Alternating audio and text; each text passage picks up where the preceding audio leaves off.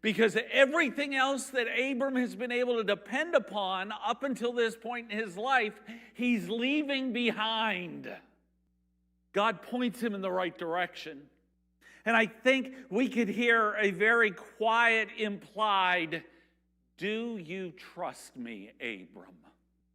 Then God lets him know what will happen through Abram's obedience. "I will make you a great nation." Weren't we just told the chapter before Sarai, his wife, is barren? What kind of miracle is God expecting to do? "And I will bless you and make your name great." Irony of ironies. You remember in the land of Shinar just a week ago?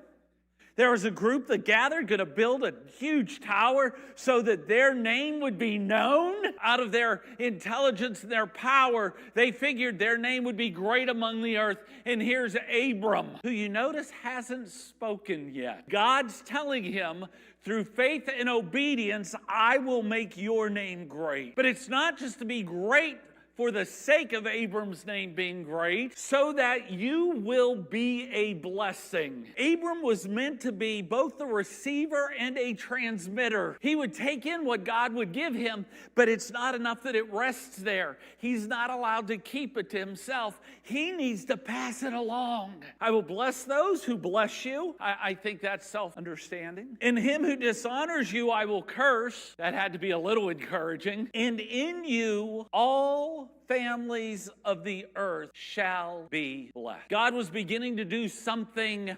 monumental, and Abram was the man through whom he was going to do it. You know, I do believe God still works this very same way today.